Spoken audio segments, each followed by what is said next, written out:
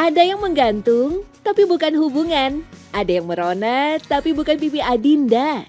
Inilah bakmi Jawa. Sajian khas kebanggaan Yogyakarta yang punya ciri daging ayam digantung dan bara merona dari Anglo tempat memasaknya. Rasanya jangan ditanya. Lembut mie bercampur dengan gurih kuah kaldu ayam kampung membuat mie yang satu ini pasti bikin nagih siapapun. Tapi pernahkah terpikir dalam benak kita, kenapa harus memasak dengan Anglo kecil? Kenapa ayam harus digantung? Temukan jawabannya dalam Secret Story, mengungkap rahasia di balik cerita. Menyebut sajian mie memang seolah tak pernah ada habisnya. Meski belum ada penelitian yang mencatat variasi mie yang ada di Indonesia, mungkin jumlahnya bisa mencapai ratusan. Rata-rata tiap daerah punya varian dan ciri khas mie yang berbeda. Menurut Mukti Utama, salah satu faktor mie sangat diminati tentu dari kebiasaan masyarakat Indonesia yang mengkonsumsi karbohidrat dengan jumlah yang cukup tinggi.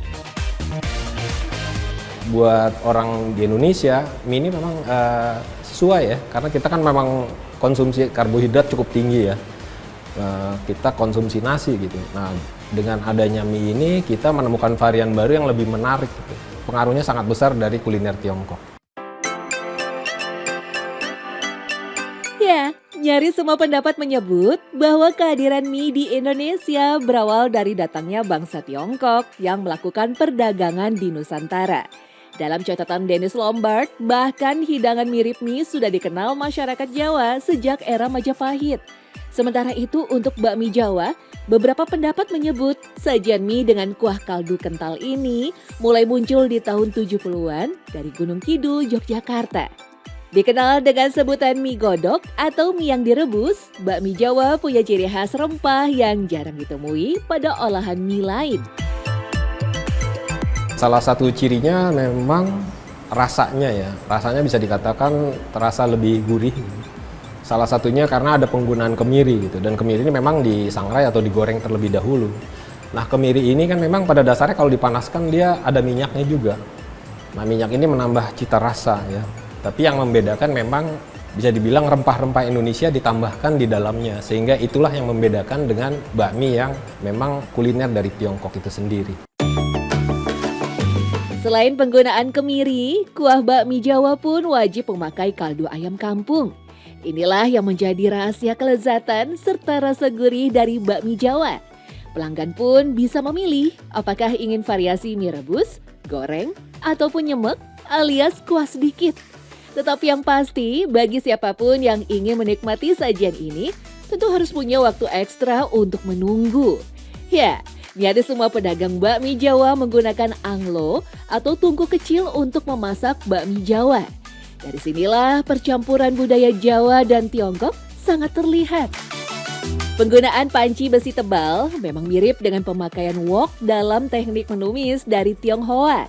Sementara itu, arang dari kayu keras yang menjadi sumber panas pada Anglo serupa dengan syarat memasak mie ala Tionghoa. Api yang besar tetapi tetap stabil membuat rasa dari olahan semakin muncul. Bahkan dalam kuliner Tiongkok, rahasia memasak itu disebut wok hei atau nafas dalam wajan. Penggunaan arang ini bisa dibilang panasnya cukup tinggi gitu, tapi bisa dibilang stabil ya, dan bisa diatur gitu. Sekiranya tingkat panas yang diinginkan itu kurang, dia bisa dikipas. Dan ini juga memengaruhi proses memasaknya, karena kalau apinya terlalu besar ini mie bisa jadi lembek dan hancur gitu. Dan penggunaan Anglo ini kelebihannya itu tadi ya, aroma dari arang, kemudian pengaturan dari tingkat panas api yang diinginkan. Bahkan disebut-sebut memasak dengan paduan Anglo, arang dan wajan besi tebal bisa membuat kehangatan bakmi Jawa bisa bertahan sampai suapan terakhir. Sementara itu, memasak dengan Anglo kecil membuat pedagang bisa menyesuaikan dengan selera pelanggannya. Ada yang ingin pedas, topping yang berbeda, ataupun yang lain. Semua akan tereksekusi dengan sempurna ketika pedagang memasak satu persatu pesanannya. Kenapa bakmi godok itu dibuat satu persatu? Karena untuk menjaga cita rasa, Kak. Sehingga Untuk menjaga cita rasa itu, kita harus buatnya satu persatu dan itu butuh waktu yang agak lama sebenarnya. Tetapi salah satu keunikan bakmi Jawa tentu barisan ayam yang digantung di atas gerobak penjual.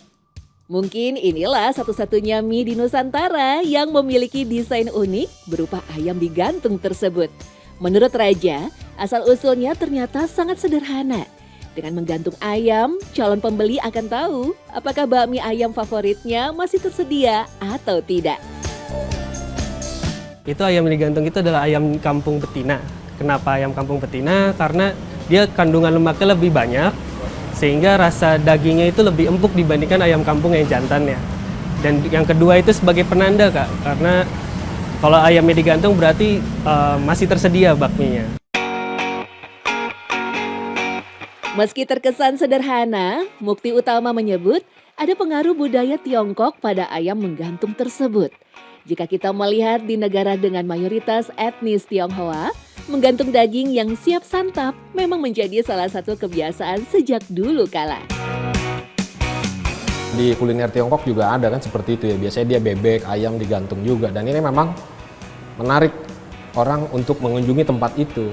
Dan kalau dari pemahaman saya, misalnya bebek ya atau ayam digantung ini, misalnya dia ada cairan atau jus dari ayam atau bebek ini, jika digantung itu dia turun ke bawah gitu. Jadi kadar airnya tidak terlalu banyak. Jadi waktu disuwir memang dapat tekstur yang diinginkan.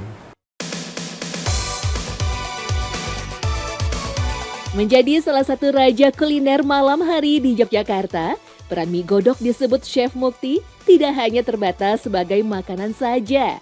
Dalam acara lelayu atau kematian, mie godok menjadi salah satu pemersatu ketika warga desa berkabung dan menyiapkan segala prosesi pemakaman. Dalam sebuah artikel ya, seorang ahli menyampaikan bahwa bakmi ini di Jawa ini sebetulnya memang sudah cukup lama ya. Salah satunya disajikan pada upacara kematian ya. Nah, bakmi ini disajikan bagi orang-orang yang membantu dalam pengurusan jenazah. Masak mie ini kan cukup cepat gitu. Dan memang bisa dimasak dalam jumlah yang besar, sehingga sangat sesuai ya dalam acara-acara yang memang mengundang orang banyak gitu. Meski seringkali terhidang di hadapan kita, tak banyak yang menyadari ada banyak pelajaran dari semangkuk bakmi Jawa. Dari pelajaran mengantri, melatih kesabaran, sampai menghayati proses kehidupan. Meski dimasak di anglo yang sama, di atas bara yang sama, dengan wajan yang serupa, rasa bakmi ibarat kehidupan dari masing-masing manusia. Berbeda, dan itulah yang membuatnya semakin indah dan nikmat.